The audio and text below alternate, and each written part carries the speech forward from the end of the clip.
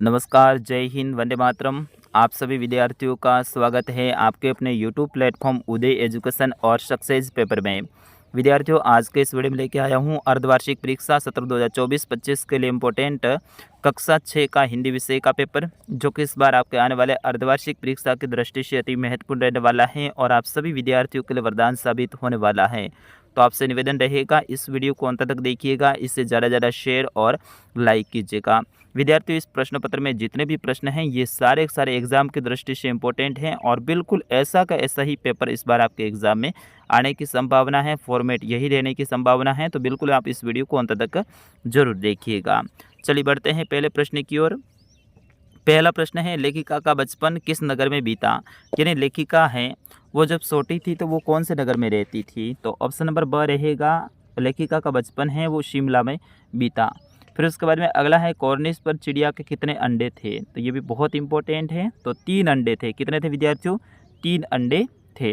फिर उसके बाद में तीसरा है, रस से खा लेती हैं चिड़िया। क्या खा लेती हैं? तो जुड़ी के दाने खा लेती हैं। ऑप्शन ब इज करेक्ट आंसर।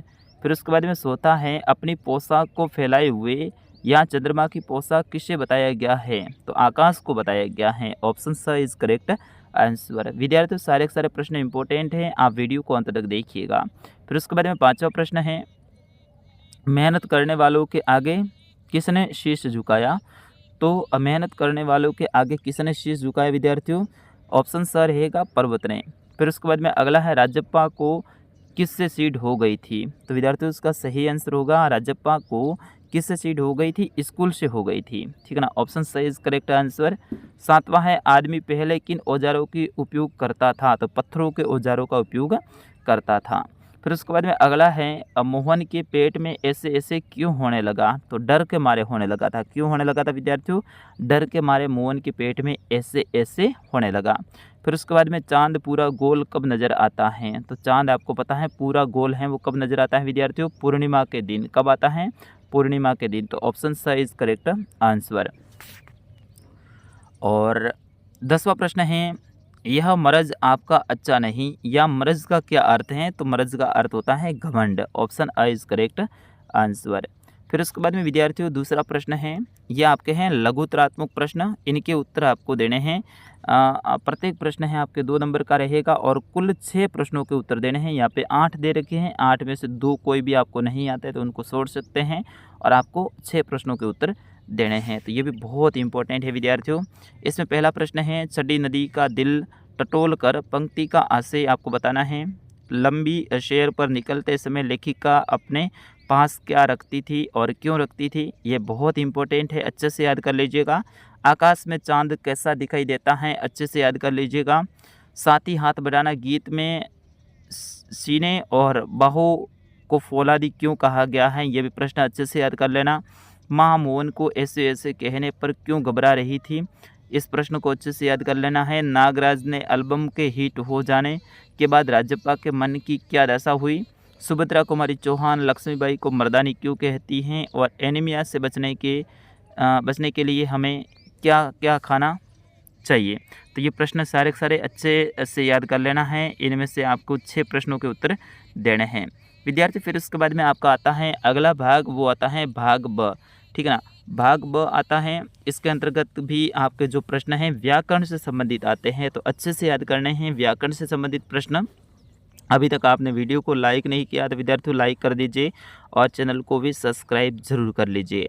तो इसमें पहला प्रश्न है, निम्न शब्दों के स्त्रीलिंग शब्द बनाइए। स्त्रीलिंग बनाने हैं, जैसे कि नौकर, तो इसका स्त्रीलिंग क्या हो जाएगा? नौकरानी हो जाएगा। क्या हो जाएगा? नौकरानी। शेर, शेर का स्त्रीलिंग क्या हो जाएगा? शेरनी हो जाएगा। ठीक है ना, क्या हो जाएगा? शेरनी। फिर उसके बाद में बेल का जो स्त्रीलिंग है वो क्या होता है? गाय होता है। और छात्र का क्या होता है? छात्रा होता है। क्या होता है विद्यार्थियों? छात्रा। तो इस तरह से आपको इनके स्त्रीलिंग बना देने हैं। फिर उसके बाद में दूसरा प्रश्न है, सर्वनाम किसे कहते हैं, परिभाषा लिखिए। सर्वनाम किसे कहते हैं विद्यार्थियों? बहुत ही इजी प्रश्न है।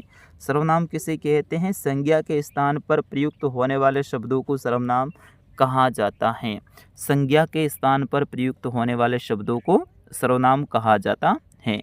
फिर उसके बाद में तीसरा प्रश्न है विलोम शब्द लिखिए। आपको क्या लिखना है? विलोम लिखना है। विलोम का मतलब होता है उल्टा। जैसे कि कोमल, कोमल का हो जाएगा कठोर। कोमल का क्या हो जाएगा विद्यार्थियों? कठोर, कठोर। ठीक है। घृणा का क्या हो जाएगा विद्यार्थियों? प्रेम।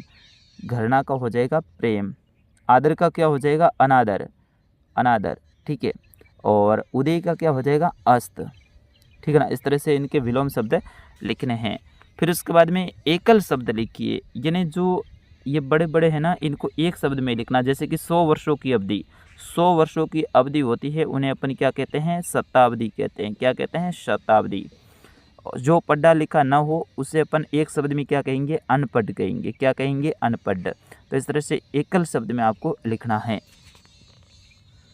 फिर उसके बाद में पांचवा है पर्यायवाची शब्द लिखना है। पर्यायवाची का मतलब होता है उनके अनेक जो बोल होते हैं वो लिखना। जैसे कि आकाश का अंबर, गगन। ठीक है ना। इस तरह से आप लिख सकते हैं। जल का क्या लिखोगे आप? पेय, नीर, पानी। ठीक है ना। इस तरह से इनके पर्यायवाची शब्द लिखने हैं। फिर उसके बाद में अगला है मुहावरों का वाक्य प्रयोग करें। मुंह में पानी आना। मैंने बाजार में मिठाई देखी तो मेरे मुंह में पानी आ गया। यानी इसका वाक्य में प्रयोग करना है। एक वाक्य है उनके अंदर प्रयोग करना है। जैसे कि मैंने बाजार में मिठाई देखी तो मुंह में पानी आ गया। आंखें लाल होना।